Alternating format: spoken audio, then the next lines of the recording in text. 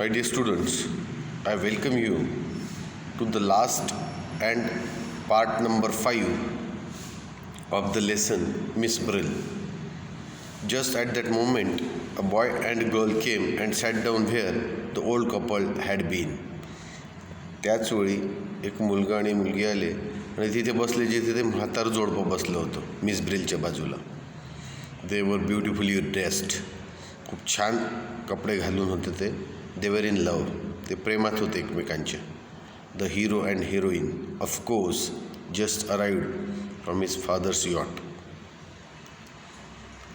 नायक नायिका इतके छान कपडे घालून होते ते. अर्थातच ते त्यांच्या बाबांच्या यॉटमधून आले होते. यॉट म्हणजे एक जहाज असतं ज्यात पिकनिकसुद्धा करता येते. म्हणजे तिकडे श्रीमंत देश आहेत ना युरोपातले, तिथे यॉट वगैरे ठेवणं फार कॉमन आहे. And still soundlessly singing, still with that trembling smile, Miss Brill prepared to listen. Soundlessly singing म्हणजे आवाज न करता गात होते. म्हणजे इतकी खुश होती की त्यांच्या देहबोलीवरून लक्षात येत होतं की हे खूप खुश. आणि मिस ब्रिलसुद्धा खुश होती. आता तिला वाटलं काहीतरी आपल्याला ऐकायला मिळेल या जोडप्याकडून. ते दोघंही येऊन बसले. ही हसताना थरथर कापत होती कारण हिला आता उत्तेजना येऊन राहिली होती काहीतरी नवीन ऐकायला मिळण्याची. Miss Brill prepared to listen. तिने तयारी केली ऐकायची. No not now said the girl, not here I can't. ते आत्ता नाही, इथे नाही, आपण नाही करू शकणार इथे काही, बोलूसुद्धा शकणार नाही. But why? Because of that stupid old thing at the end there आज द बॉय. आणि मुलांनी एकदमच म्हटलं, का बरं, का नाही? ती म्हातारी मूर्ख वस्तू तिथे बसलेली आहे म्हणून. म्हणजे त्यांनी त्या ब्रिलला वस्तूच म्हटलं, स्टुपिड ओल्ड थिंग. म्हातारी जुनी आणि मूर्ख गोष्ट, तिच्यामुळे नाही म्हणते का तू? Why does she come here at all? ती कशाला येते इथे? Who wants her? कोणाला आवश्यकता आहे तिची? Why doesn't she keep her silly old mug at home? आता silly old mug at home म्हणजे की ती स्वतः मूर्ख आहे बा, आणि ती तिथे घरी का थांबत नाही? म्हणजे सिली ओल्ड मग ही एक फ्रेज आहे, ते लोक वापरतात. सिली ओल्ड मग म्हणजे खूप अतिशय भयंकर अपमान आहे. मग म्हणजे आपण जो मग्गा म्हणतो, तिथे बोलीभाषेत इंग्लिशमध्ये त्याला माणसाचा चेहरा म्हणतात. ते म्हणतात आपला तो चेहरा घेऊन घरी बसत का नाही? मूर्खासारखा म्हातारा चेहरा घेऊन घरी का नाही बसत? इथे काय येते ती? It's a fur which is so funny, giggle the girl. हसता हसता ती मुलगी खिदळता म्हणाली की तिची फर कोट घातला आहे तिने, किती फनी दिसतो तो, किती गमतीदार दिसतो. It's exactly like a fried white T. म्हणते तिचा तो फर कोट कसा दिसत आहे? एखादा तळलेली पांढरी गोष्ट नसते का? म्हणजे एक पांढऱ्या रंगाची फिश असते. ते म्हणते ती पांढऱ्या तळलेल्या माशासारखीच दिसत आहे म्हणते फर घालून. Be off with you said the boy in an angry whisper. चल म्हणते आपण निघून जाई तू, तर चांगली राहा म्हणते तू. तो रागारागात बोलला. देन टेल मी मा पेटीट चेरी. म्हणजे तो काय करतो मुगला चिडून, बी ऑफ विथ यू, तू निघून जा म्हणते तो. त्या म्हातारीला म्हणतो तो, मिस ब्रिलला. आणि तो म्हणतो मा पेटीट चियर. हा एक शब्दप्रयोग आहे जो फ्रेंचमध्ये वापरला जातो. म्हणजे माय लिटिल डिअर.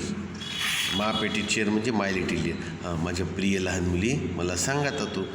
पहिले त्याने त्या म्हातारीला तुच्छ लेखून इथून निघून जाईल सांगितलं, आणि मग आपल्या गर्लफ्रेंडला म्हणतो तो, हां माझ्या प्रिय, मला सांग आता तू. No not here said the girl, not here. इथे नाही सांगत, आत्ताच नाही. On her way home she usually bought a slice of honey cake at the bakers.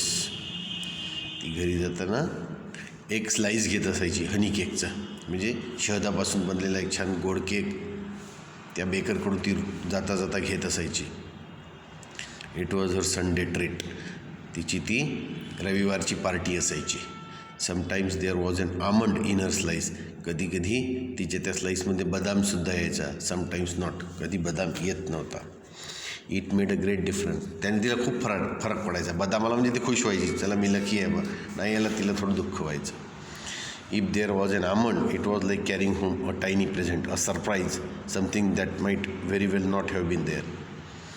जर तिला बदामाचा तुकडा आला, तिला असं वाटायचं मी घरी एक छोटंसं प्रेझेंट नेत आहे, आश्चर्य नेत आहे घरी, जे आश्चर्य तिच्या जीवनात बदाम आला नसता तर आलं नसतं ते, म्हणजे तिला तो एक चेंज वाटायचा.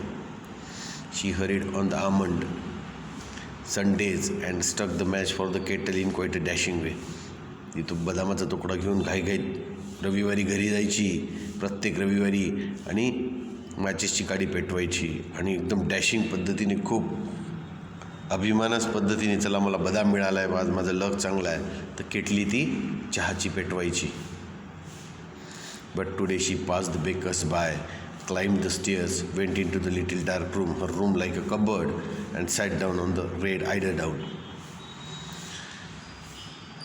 आता तिचा एवढा अपमान झाला होता. अपमान झाल्यामुळे तिने काय केलं, त्या दिवशी त्या बेकरच्या दुकानासमोरून गेली. तिने काही तो केक घेतला नाही, दुःखात होती ती. पायऱ्या चढली, आपल्या छोट्याशा रूममध्ये गेली. तिची रूम म्हणजे जणू काही एखादं कपाटच होतं छोटंसं, आणि त्या रेड आयडर डाऊनवर बसली. आयडर डाऊन म्हणजे तिची नरमवाली दुलई, ज्यात आयडर नावाच्या, म्हणजे आयडर जातीच्या बदकाची पिसे भरलेली असतात, नरम असतं ती छान. त्याच्यावर जाऊन बसली ती तिच्या दुलईवर. She sat there for a long time. बराच वेळ बसली. The box that the fur came out of was on the bed. जो बॉक्स तिने काढला होता, ज्यामध्ये तिने फर ठेवलं होतं तिचं, तो कोट थंडीवालं जपून, तो बेडवरच होता. She unclasp the necklet quickly without looking. तिने फटाफट गळ्याभोवतीचं तो बंद सोडवला घाईघाईने, इकडे तिकडे न पाहता बाजूला ठेवून दिला तो तिचा fur coat. But when she put the lid on, she thought she heard something crying.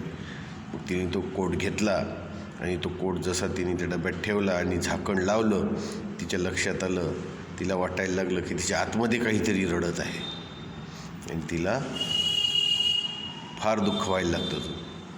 Here we come to the end of the lesson Miss Brill.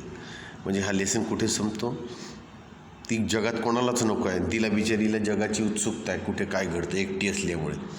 आणि त्या प्रेमी युगल जे आहे, जे ते लवर्स कपल आहेत, ते चिडतं तिच्यावर. त्यातला तो मुलगा तिला जायला सांगतो. इथे तिला जाणीव होती की जगाला माझी काही आवश्यकता नाही, आणि अतिशय दुःखद भावना असते की जगाला आपली आवश्यकता नसणे. त्यामुळे मिस ब्रिल दुःखी होते. My dear students, thank you very much.